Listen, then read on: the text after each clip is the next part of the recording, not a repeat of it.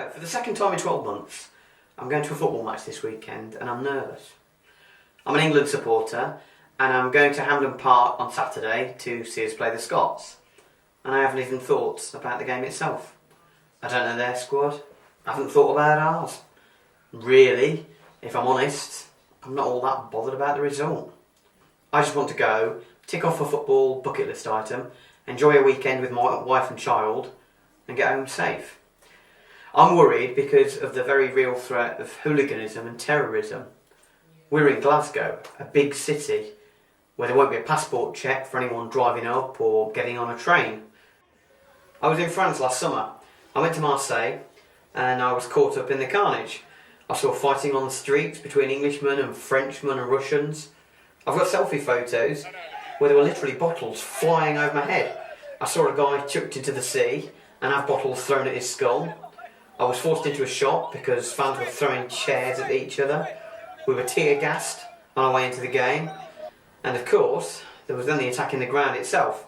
But despite all that, it was actually one of my favourite holidays. My wife and baby were safe in their hotel, as they will be in Scotland, and I saw a thoroughly dispiriting performance with a last-minute equaliser. That's what being an England fan is all about.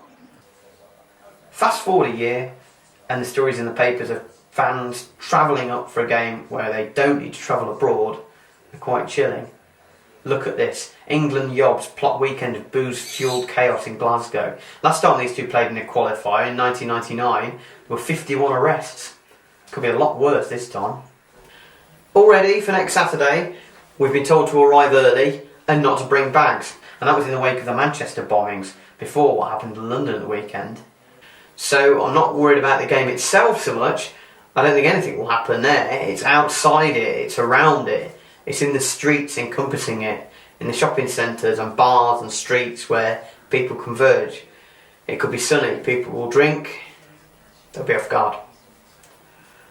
I've got to assume it will be fine, purely because of the increased security levels that presumably will be there, but then next season what happens with regards to terrorism, I'll be going around the country supporting Coventry and enjoying myself sometimes. Now, we won't be going to many big cities because of the league we're in. London, I suppose, for Barnet and Nottingham for Notts County. But who's to say that terrorism restricts itself to big cities? Why can't it strike in Grimsby or Cambridge or Morecambe? Even as I'm recording this, there have been 2 alerts this morning in my city, Peterborough. A shopping centre and a passport office were evacuated. And luckily, nothing came of them. But if you're a terrorist and you're aiming for maximum terror, then surely targeting smaller towns and areas injects that confusion and panic into the whole country. I can still remember going to Colchester in 2015, the day after the Paris attacks, and seeing armed police officers circling the stadium for a match in the 3rd tier of English football on a rainy November day. 6 months later, on the way to Gillingham, I remember talking to my mum about how easy it would be for someone to walk off the street into King's Cross and blow us all apart. Of course, these people, and use that word loosely, have shown they'll target anywhere where there are big crowds. So it could be rugby next, or tennis, or a theatre. We've got the World Championship Athletics coming soon. That's a juicy target. We're going to that as well. So what do we do as fans? Well, we travel. Football supporters travel. We have to. We go to places we don't want to, and we converge in areas where there are melting pots of different people. It's always been that way. My idea for this weekend was to go to Scotland as a little weekend trip to a city I've never been to for some fun with my family and one football match. And as with last summer, I now find myself asking how selfish I am, why I would drag my family to this, to see 22 men kicking a football.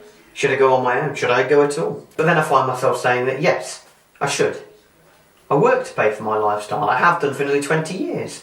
I don't buy music or go to the cinema or spend a lot on clothes or a car. No, I've saved up for this and planned it for several months. And I should be able to go to what I want, where I want. We should be able to visit cities and we should live our lives. We should be who we want to be. We can't let thugs who want to fight and bomb and stab rule our lives. We need to hope that hooliganism is stamped out and that terrorism is dealt with. I've got to say I'm much more confident about the former than the latter. But this weekend, I'm going to go there and I'm going to bloody enjoy it.